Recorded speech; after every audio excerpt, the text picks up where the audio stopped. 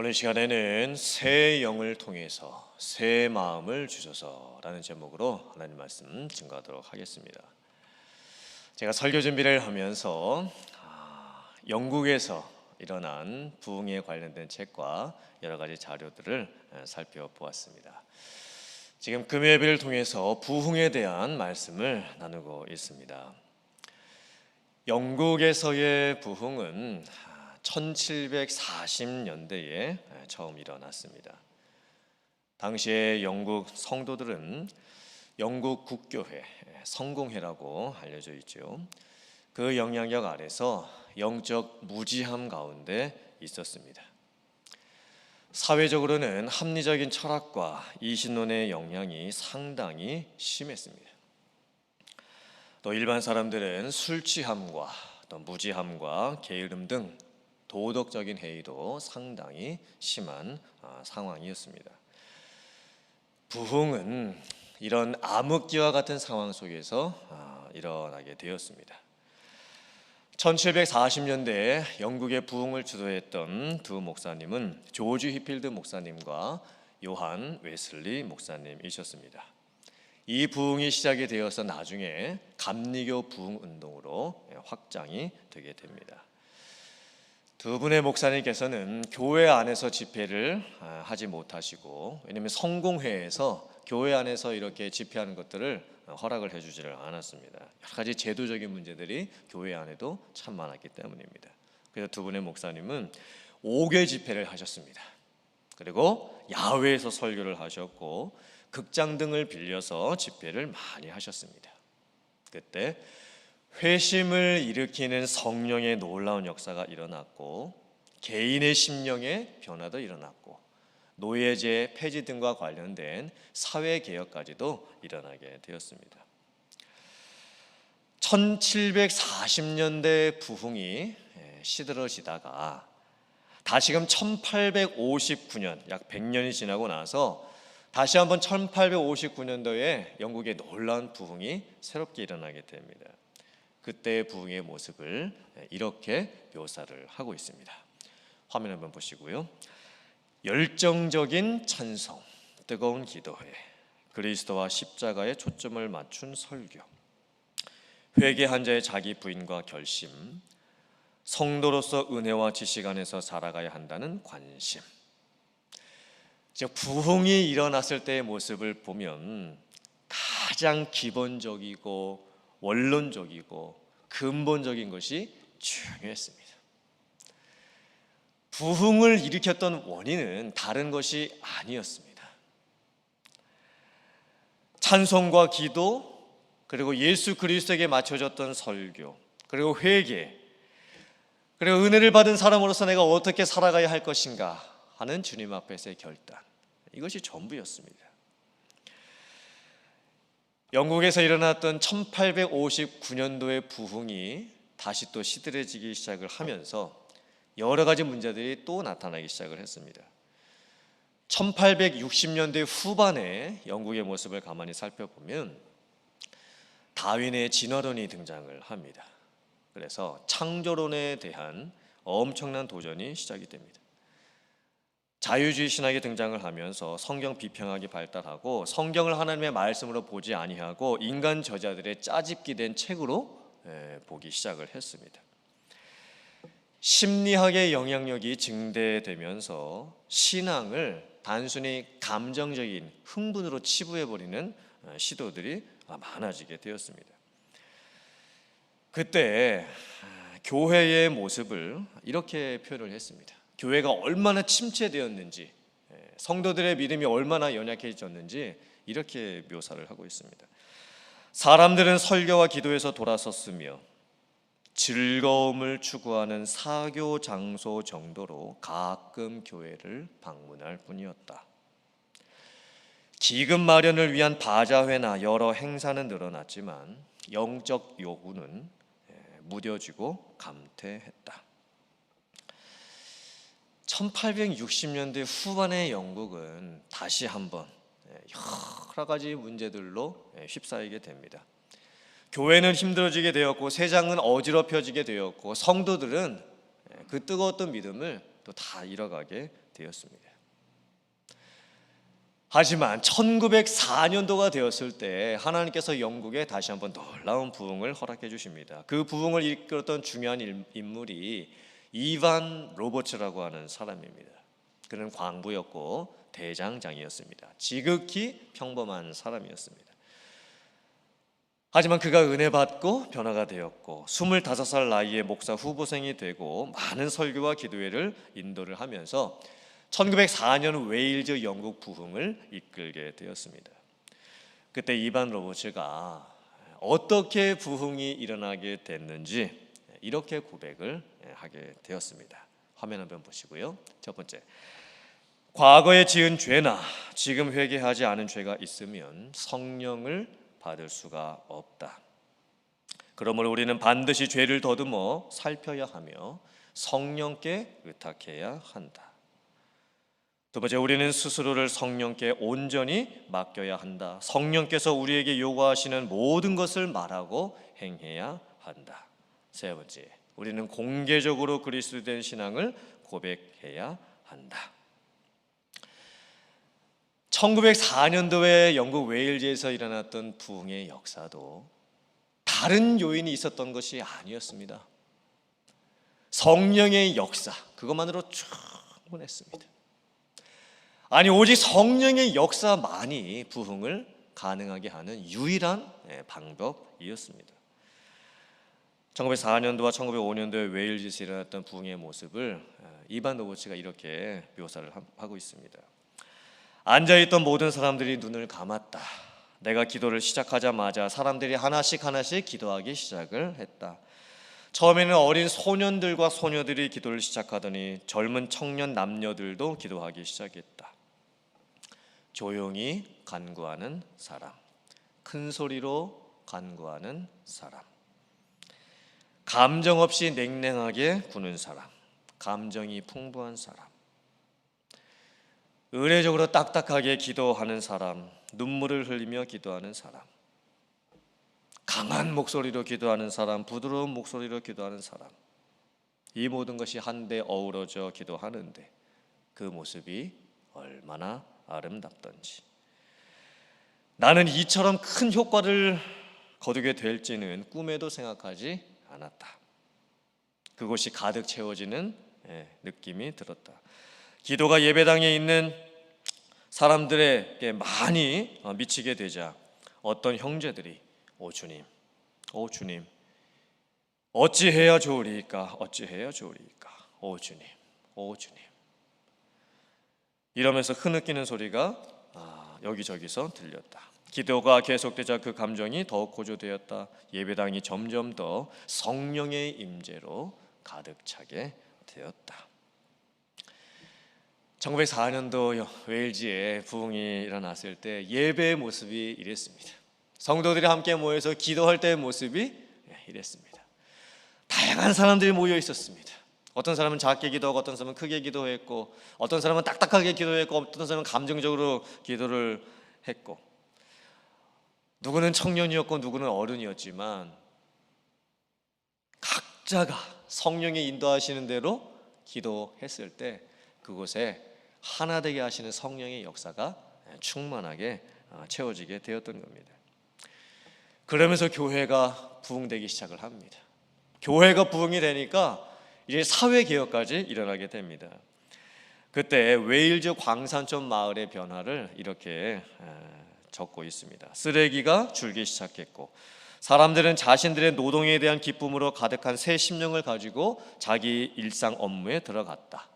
그곳에는 음주, 도박, 게으름이 훨씬 더 줄어들었다. 가정마다 기쁨과 노래로 가득했으며 성령의 기름 부으시는 간증들이 집회마다 들려왔다. 책방마다 성경책이 품절되었고 불신앙으로 가득했던 탄광이 하나님을 찬양하는 곳으로 바뀌었고 죄인들이 새 사람으로 변해 가기 시작했다. 이반 로버츠가 부흥의 비결이 무엇이냐는 질문을 받았을 때 그가 이렇게 대답을 했습니다. 화면 보시고 같이 한번 읽어보겠습니다. 시작. 비결 같은 것은 없습니다. 구하시오. 그러면 받을 것이요. 새로운 부흥이 일어나는 것은 내 능력, 밖의 일입니다. 왜냐하면 부흥은 모든 조건이 구비되었을 때에 하나님의 성령에 의해서만 주어질 수 있는 것이기 때문입니다. 아멘이십니까? 동의가 되십니까? 아멘. 부흥이 언제 어떻게 일어나는 것을 살펴보면 항상 공통점이 있었습니다. 첫째는 여러 가지 문제가 많은 상황에서 부흥이 일어났습니다. 부흥이 일어나게 되었던 전조 상황을 살펴보면 성도와 교회와 사회 전반적인 영역에 많은 문제들이 있었습니다. 사실 부흥은 문제 속에서 시작이 되었다고 해도 과언이 아닙니다. 두 번째, 부흥은 성령에 대한 사모함과 간절함과 성령의 놀라운 역사 속에서 일어났습니다. 물론 부흥이 일어나게 됐던 여러 가지 많은 요인들이 있었지만 한결같은 공통점은 성령의 역사가 절대적이었다는 것입니다. 그러므로 우리가 부흥을 생각하고 기도할 때 조금은 오해를 풀어야 합니다. 우리는 부흥을 무엇인가 대단하고 특별한 일이 일어나는 것으로만 생각하는 경향이 있습니다. 그렇지 않습니다. 우리는 부흥을 생각을 할 때 지금 우리들에게는 부흥이 없다라고 생각을 하고 단정을 지을 때가 참 많습니다. 지금 우리들의 예배에는, 우리들의 교회에는 아직 부흥이 없는 것 같다, 이렇게 생각을 하는 경향이 있습니다. 그러면서 우리는 기대하기를 지금과 다른 놀랍고 특별하고 대단한 모습들이 나타나기만을 기다립니다. 그런 부흥을 바라보기만 합니다. 하지만 아닙니다. 부흥은 이미 우리들에게 있습니다. 지금 저희들이 금요 예배로 모여 있는데 이 금요 예배에도 부흥의 모습은 이미 있습니다. 찬양도 있고 기도도 있고 복음적인 설교도 있고 또 성령의 은혜를 간구하는 여러분들 이 자리에 계십니다. 이미 부흥의 모습이 제 안에도 여러분들 안에도 지금 이 예배 안에도 우리 교회에도 있습니다. 단지 우리가 더 기도해야 될 부분이 무엇이냐면 성령의 역사가 한꺼번에 동시에 많은 사람들에게 일어나게 해달라고 간구를 하는 것입니다. 오늘 이 금요 예배에 있는 이 부흥의 모습이 이제는 우리들에게 뿐만이 아니라 더 많은 성도님들에게 흘러 갈 수 있게 해달라고, 동시에 여러 곳에서 많은 성도님들에게 그런 부흥의 모습이 나타나게 해달라고, 이렇게 저희들이 기도를 해야 될 줄 믿습니다. 오늘 말씀을 보면 하나님께서 에스겔 선지자를 통해서 주시는 장차 있을 부흥의 모습이 어떠한지 그 말씀이 나옵니다. 그 핵심은 새 영을 주시고 새 마음을 갖게 하심으로써 예전에 있었던 여러 가지 문제들로부터 놀라운 변화를 주시겠다는 약속입니다. 부흥이 시작되는 오늘 이 말씀의 상황도 가만히 보면 엄청나게 힘든 문제들에서부터 시작을 합니다. 지금 하나님의 백성들이 당한 문제가 너무나 힘들고 어려운 문제였었습니다. 주전 722년에 북이스라엘 나라가 아수르의 침략으로 망합니다. 그리고 605년부터는 남유다가 바벨론의 침략을 받고 하나님의 백성들이 바벨론으로 포로로 끌려가기 시작을 합니다. 이제 70년 포로 생활이 시작이 되는 것입니다. 제1차 포로 기환 때 다니엘이 끌려가게 되고 제2차 포로 기환 때 오늘 말씀을 전했던 에스겔 선지자가 끌려가게 됩니다. 에스겔 선지자가 바벨론으로 끌려가고 나서 BC 593년에 소명을 받고 선지자가 됩니다. 그리고 22년 동안 하나님의 말씀을 전하게 됩니다. 에스겔이 하나님의 말씀을 전했을 때 모든 것이 망해 있는 상황이었습니다. 나라도 망했고 영적으로도 망했고 도덕적으로도 망했습니다. 소망이 하나도 없는 상황입니다. 하나님의 백성들은 더 이상 하나님의 말씀에 순종하지 않습니다.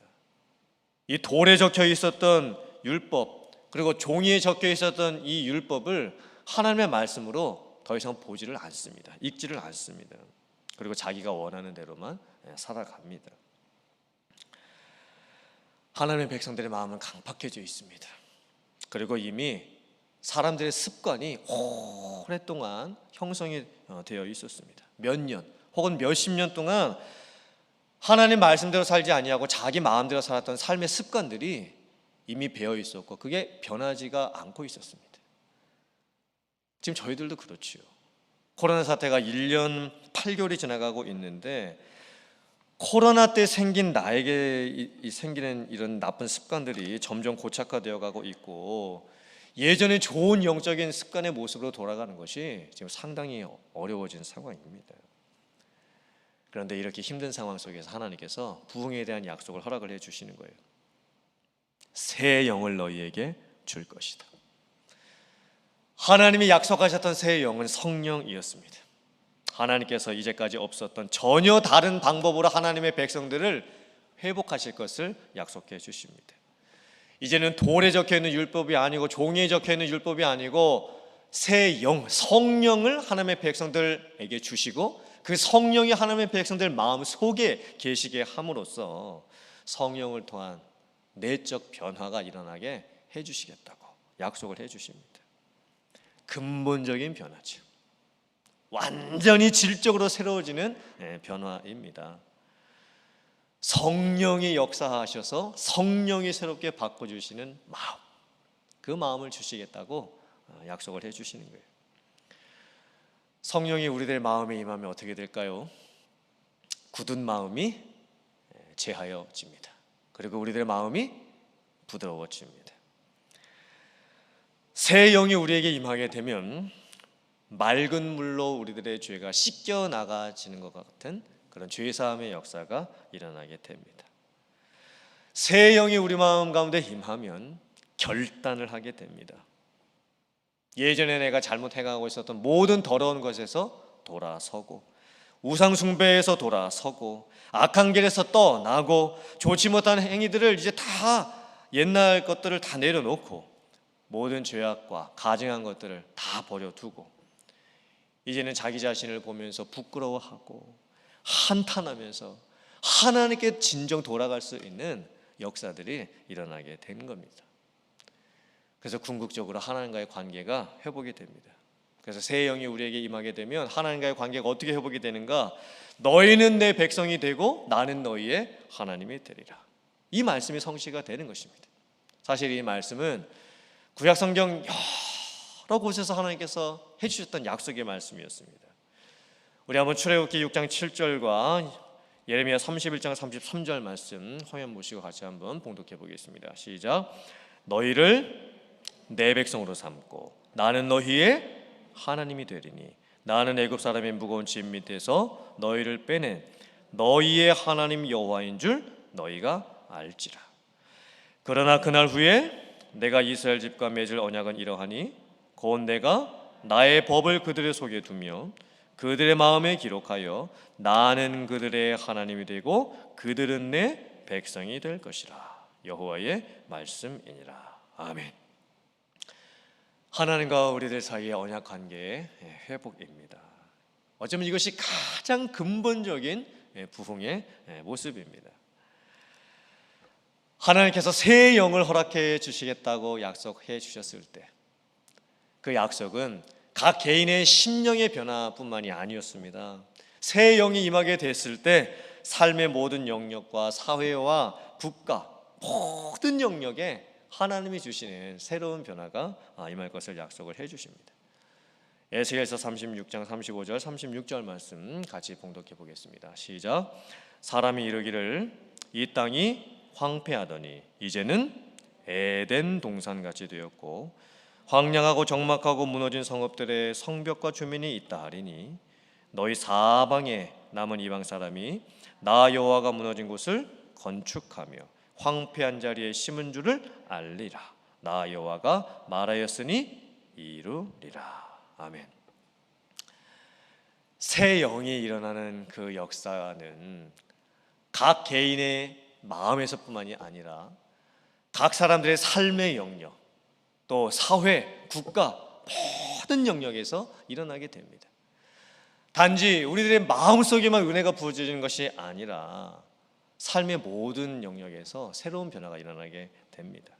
곡식이 풍성하게 되고 기근이 다시 임하지 아니하고 나무의 열매와 밭의 소산이 풍성하게 되고 전에 보였던 황폐하게 보였던 땅에서 다시 경작이 되게 되고 곡식들이 익어가게 됩니다.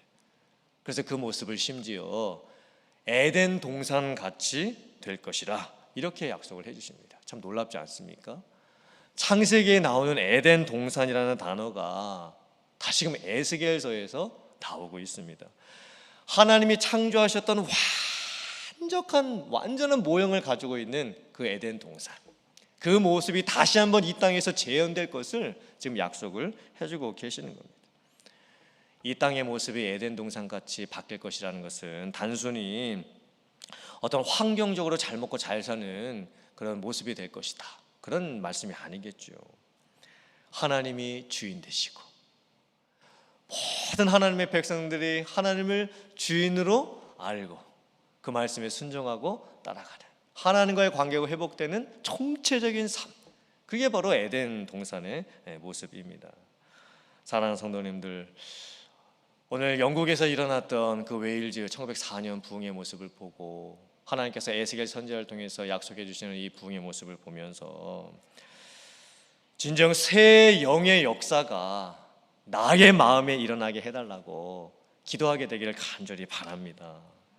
새 영의 역사가 우리 교회와 예배 시간마다 넘쳐나게 해달라고 저희들이 기도하게 되기를 원합니다. 그리고 새 영의 역사가 교회뿐만이 아니라 우리의 가정과 또 사회와 열방에 일어나게 해달라고 우리가 기도하면 분명히 하나님께서 일으켜주시는 놀라운 부흥의 역사가 이루어지게 될 줄 믿습니다. 그래서 여러분들께서 이런 놀라운 부흥을 10년 가운데 삶 속에서 교회와 예배 현장 가운데 여러분의 삶의 현장 가운데서 경험하며 살아가실 수 있기를 주님의 이름으로 축원합니다. 아멘.